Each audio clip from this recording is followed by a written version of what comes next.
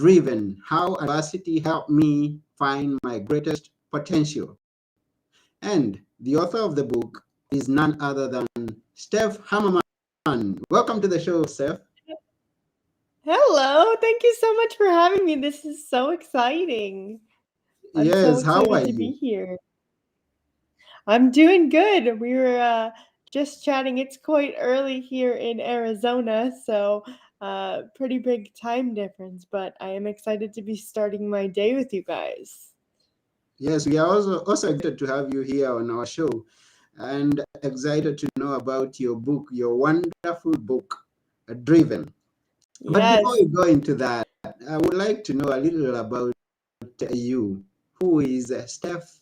And yeah, just Steph. Introduce us to. Who is Steph? That's quite a loaded question. But my name is Steph Hammerman.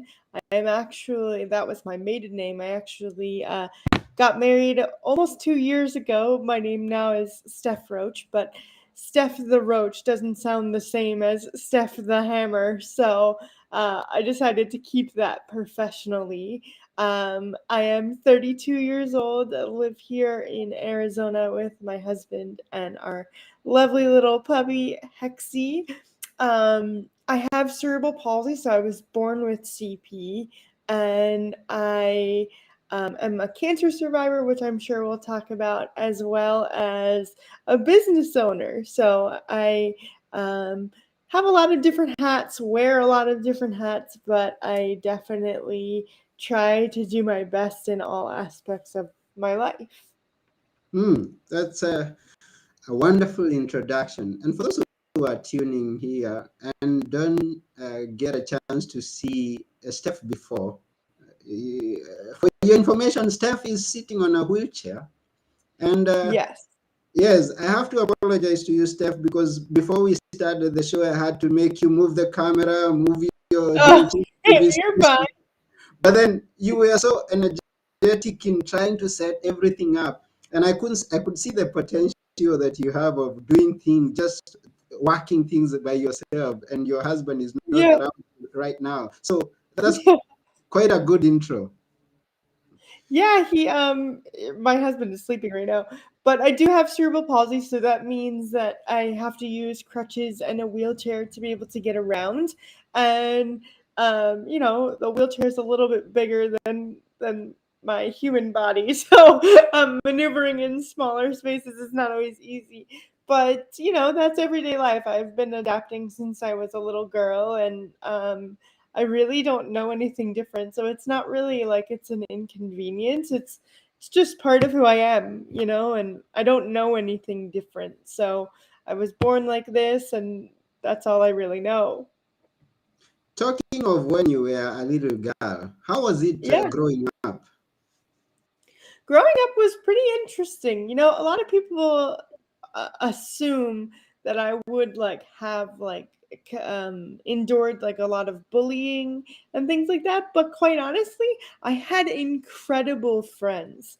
I had an incredible support system, and it was never really like bullying. It was more trying to get the adults in my life to understand that like I was gonna be okay, and they didn't have to necessarily like hover over me or like put me in like bubble wrap. Like I just wanted to be like a normal kid.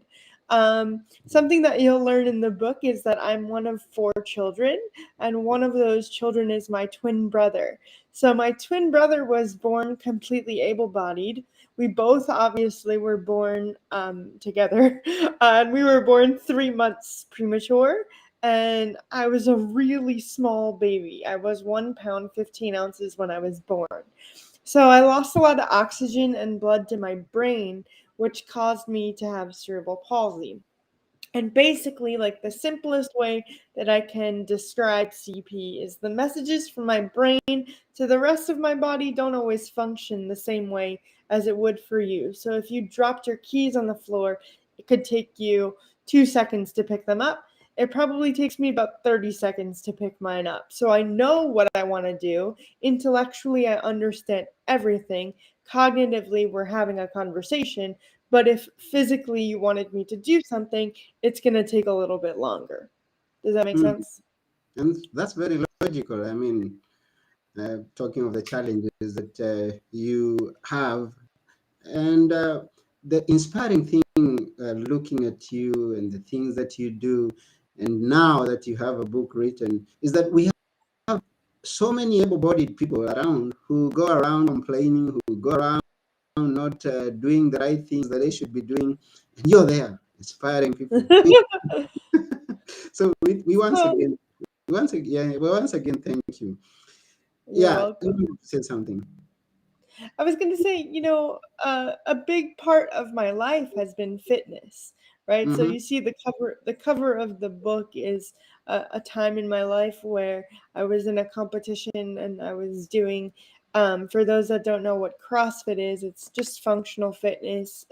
It's a type of workout program, but fitness has always been important in my life, even as a little girl. Before, I was lifting heavy weights and doing crazy workouts, I was still active with my friends, going outside, trying to get the best experience I could socially as a child.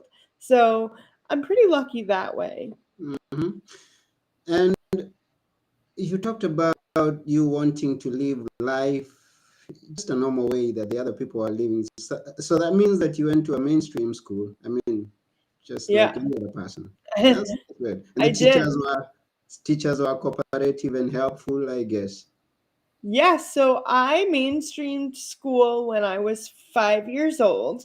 I went into school with my brothers, and then my little sister came along a couple of years later. But I've always been mainstreamed. I had certain documents. When you go to school, you have the IEP if you have special needs, and I always had an IEP kind of writing down or having written down like what I needed and the different specifications. But as I got older, I was just really able to advocate for myself. And I think I really truly found my voice when I went off to college. Most people assumed that I would go to college, somewhere close to home. At the time, I lived in New York, and you could just go to a local college. But I decided I wanted to go away to Florida, and I went away to university in Florida in Boca Raton called Lynn University, and it was Mm-hmm. the best 4 years of my life. I got to experience so many different things. I got to experience what it was like to really take on advocacy roles, leadership roles, and have people take my voice truly seriously. When I first went to college, just like most freshmen, I had no idea what I wanted to do with my life. I was going to originally go into hospitality, then I wanted to go into education, and then I started really falling in love with the idea of PR, marketing, and advertising. So I ended up getting an undergrad bachelor's degree in advertising and marketing. And then when I was done with college, I didn't know what I wanted to do. And so my family gave me the advice to just continue my education. So I went to Nova Southeastern University and got a master's degree in college student affairs. So I thought I was going to work in housing and residence life for quite a while, and it was really becoming a passion of mine. And then I found CrossFit and hand cycling, and I fell in love with adaptive fitness. And I'm kind of speeding it up a little bit, Cliff Notes, but in 2012, I started CrossFit. And then in 2013, I loved it so much that I wanted to become a coach. And I became the world's first CrossFit uh, level 2 trainer now, female with cerebral palsy. So Mm. created some history there, which is really cool. And we talk about some really fun stories in the book as well. Mm. Wonderful. The book, how did it come to be?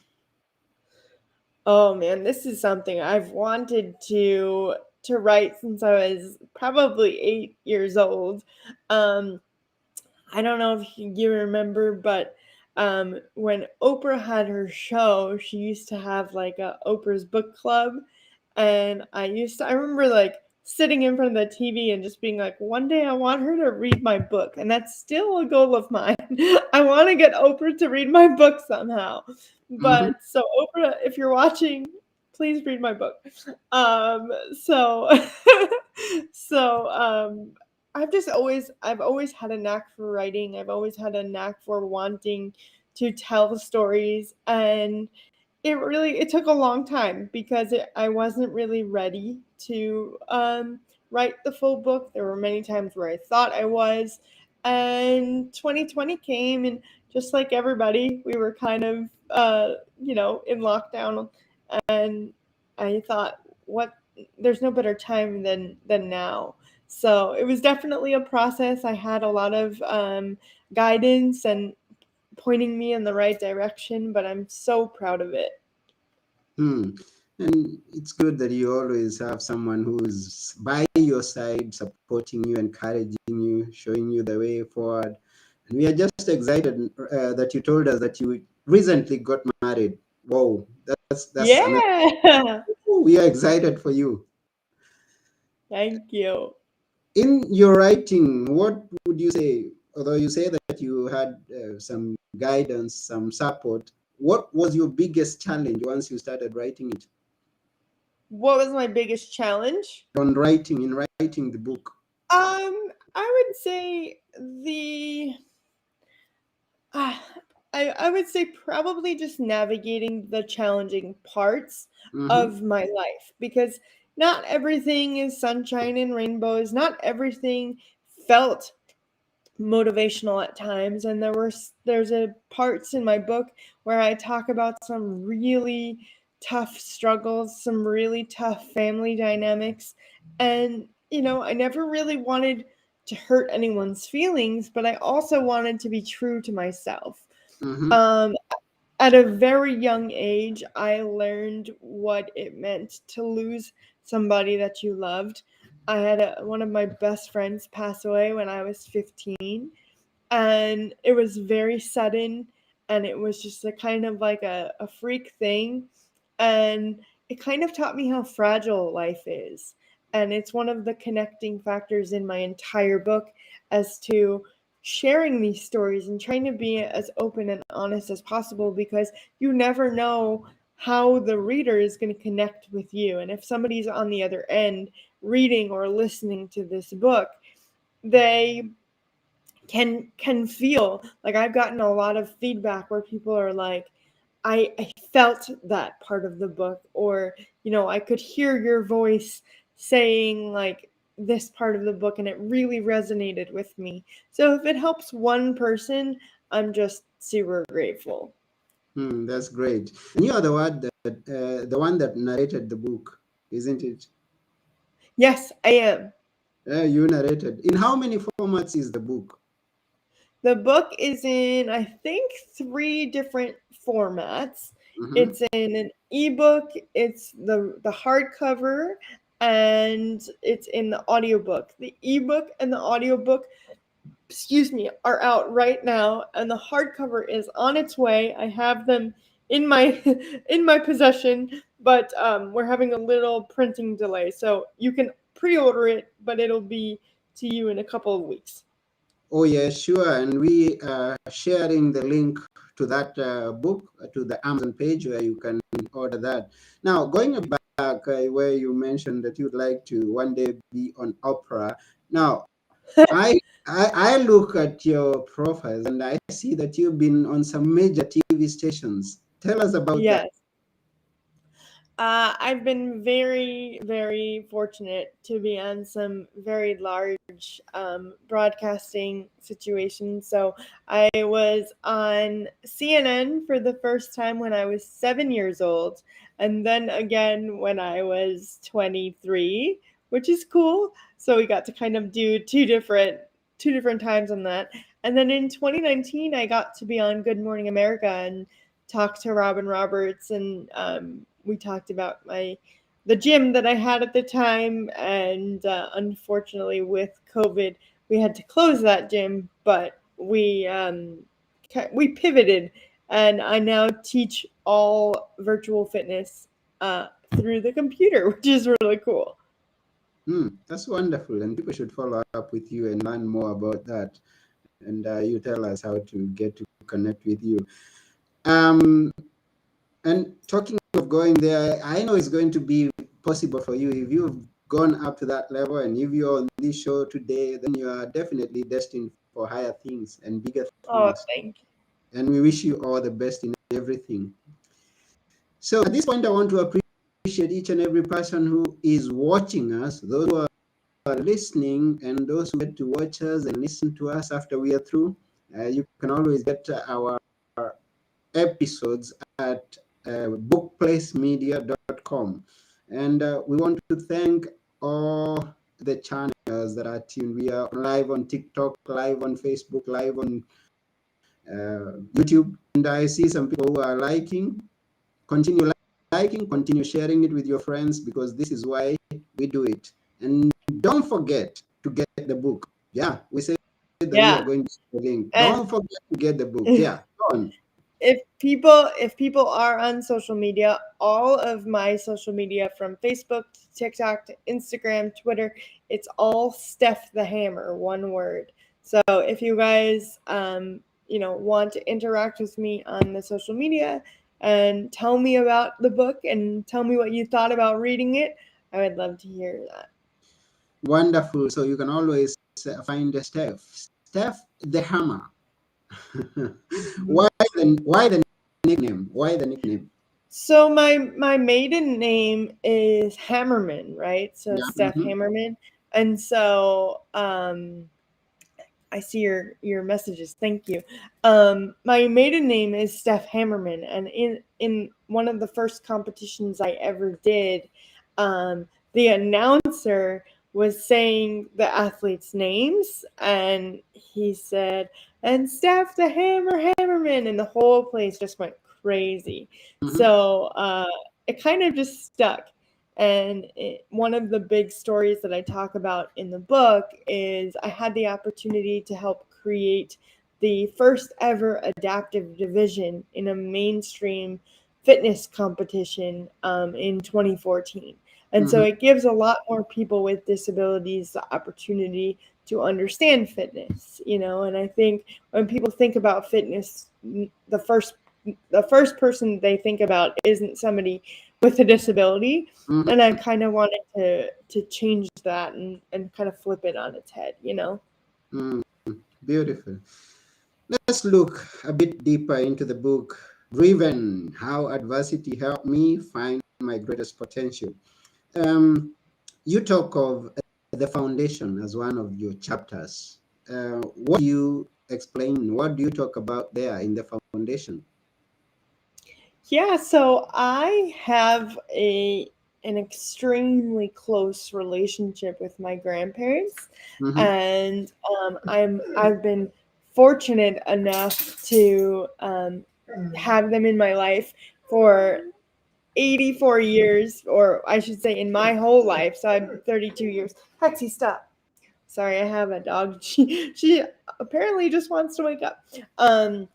And so my entire life I've had them, and not a lot of people have the opportunity to say that. But the foundation really comes from just all of the things that my grandparents and the greater part of my family has instilled in me, and the fact that I can do anything I put my mind to. And just because I have a physical disability doesn't stop me from achieving anything that I want to achieve. It might take a little bit longer, and it might be maybe a little bit more challenging or take a couple more steps than most people.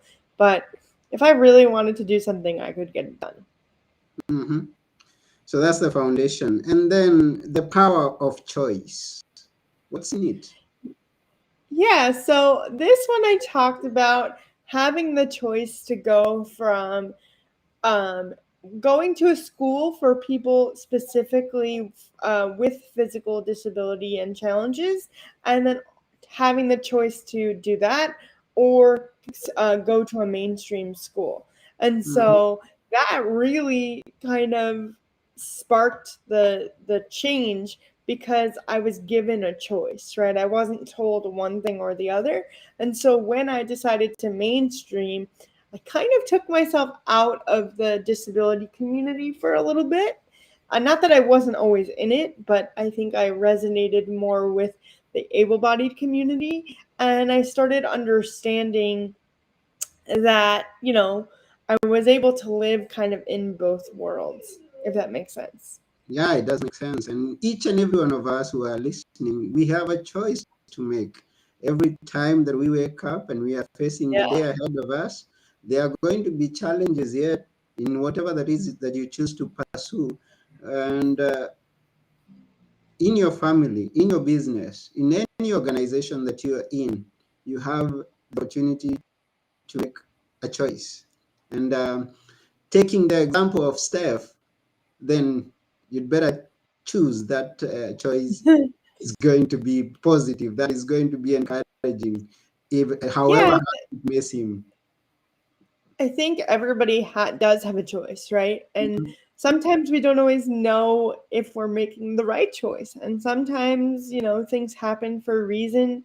But at the end of the day, each choice that you make is meant to happen. Mhm. And whether you deal with the consequences of a choice or you deal with the rewards of a choice, you just have to be prepared to deal with both. Hmm. You talk about the worst they can say is no. What's Yeah. there? The worst anyone can say is no, right? So if I have this idea, right, and I really want to be on Oprah, like Mhm. I message her and I try to talk to her every single day, and she finally gets back to me and says, Steph, it's just not a good fit. At least I know that I tried. But Mhm. what happens? What happens if I message her every single day? She finally sees it and she's like, "Oh my God, I didn't know about you. I read this book. It is incredible and I want to talk to you." That would never have happened or never would happen if I don't try, right? And so one of the underlying themes in this book is literally chasing the yes. It's Mhm. not meant to be desperate, right? But in anytime somebody says no, okay, it's time to move on.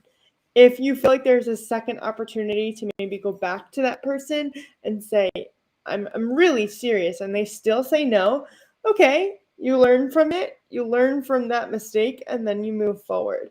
And that's kind of the concept of chasing the yes. Because what happens when they say yes? Are you ready to accept that? My husband Mhm. and I, we talk about this concept of everybody is always like prepared for failure. Everybody is always prepared to fail, Mhm. right? But have you truly prepared yourself for success? And like that's something that like a lot of people don't think about. What happens if Oprah reads my book and millions upon millions upon millions start reading my book? Am I ready for that? Like I don't know that I have fully prepared myself for that. You know what I'm saying? Yeah. So I think at the end of the day you just kind of have to, chase the yes and prepare yourself for success. Yes, the yes, and prepare yourself for success. That's wonderful. That's very good sharing that with us. Someone actually said that no simply means next opportunity. That's NO, next opportunity. So I like that. when I go somewhere and I'm told no, it rings to in my mind that I should go there another time because that was not. There's a next opportunity somewhere. Wonderful. And for those of you who are joining right now, we are at Book Talk, and we have our guest Steph Hammerman, who has authored the book Driven: How Adversity Helped Me Find My Greatest Potential. Such an inspiring book that you should go and read it. And we are almost coming to the end of this show, but we've got a few more minutes, and we want to thank each and every person yet again We have Steph who's been here. Okay. She sends you much love. Thank you, Steph, for being here with us. And those who may comment later, we will read the comments. You can always go and connect with Steph from the handles that she explained to you. And new adversity, new adventure. That kind of goes together with the whatever the words that they can say is no. Yeah. Mm-hmm. So as as if like CP wasn't enough, which I mean, it's an interesting part of life. In 2016, I was dating my now husband, and we were dating about 5 months.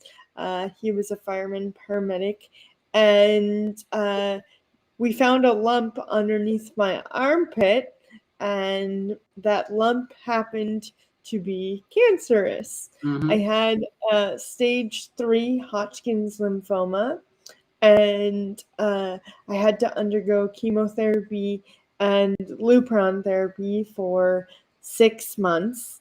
And it kind of, put things on the back burner for a little bit. It forced me to have to really look at my priorities and take care of myself. And but now I am happy to say that I am 5 years cancer free and 6 years since chemo. So I'm super happy to be able to say that. And we are now happily married. So it's pretty cool that we were able to kind of stay together and get stronger together. And we've created a pretty amazing life with each other. That's wonderful. Wonderful. And we are very happy for you. And we are wishing you great things ahead as you keep on being positive the way that you are. And may great things happen for you.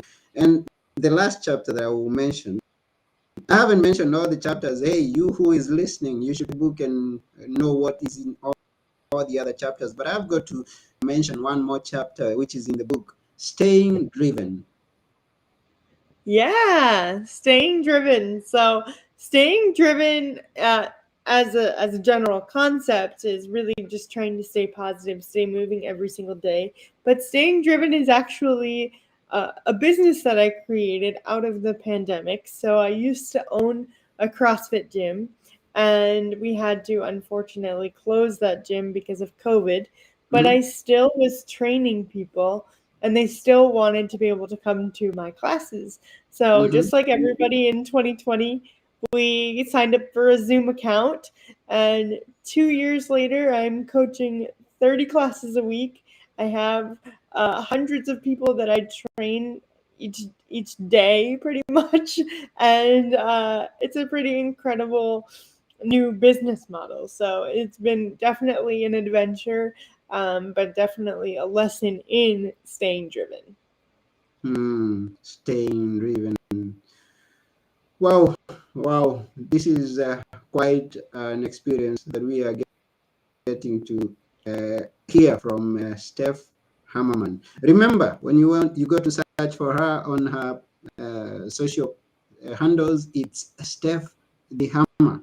Steph the Hammer. And you get to connect with her, get to know about her trainings, get to know about everything, and also follow up with her to get a signed copy. I know you do signed copies. Yes. So, I will definitely send you one. oh, thank you. I appreciate. You'll have to send me your address. I'll send you I one. will. I will. And all that are connected with Steph, get to know about how to get your signed copy. So, Thank you. yeah. What's in the future? What's in the making? I mean, what is it that you have ahead of you? It's funny. Everybody's been asking me that, and I'm trying to find the right answer. This definitely won't be my last book. I know that for sure. I really am looking forward to possibly writing a children's book Mm-hmm. and talking about kind of how to have those conversations about being different. Um, I think, diversity is one thing, but accessibility is a complete other. So having that concept of making things more accessible to children is something that I'm pretty passionate about. and just trying to grow the business. And hopefully, this book will do well, but just making sure that I can get the word out to as many people as possible. Wow. And we are sure you're going to do those things because you've that heart, that courage, and you keep going and you're resilient. So we know that you are going to achieve in those areas. And we continue Thank to you. wish you, we continue to wish you all the best. So that's about it for today. We really thank you. We are honored to have had you here on our show, and we look forward to Thank see you. you, Oprah, someday soon. Yes. Oprah, if you're watching, I can't wait to hear from you. Ah, great. And before we go, we always ask our authors to leave us with a few words that we can always remember. What are your words, Steph? To always remember, Mm-hmm. believe in yourself because you are stronger than you think you are. Wow. Believe in yourself because you're stronger than you think you are. That's from Mhm. the Hammer, the author of Driven. Go get it. And that's about it. Thank you very much, each and every one of you. We really appreciate. And Thank you. yes, that's all from me, the host, Anthony Morore, and Steph, the Hammerman. We're saying bye for now. See you later. Bye.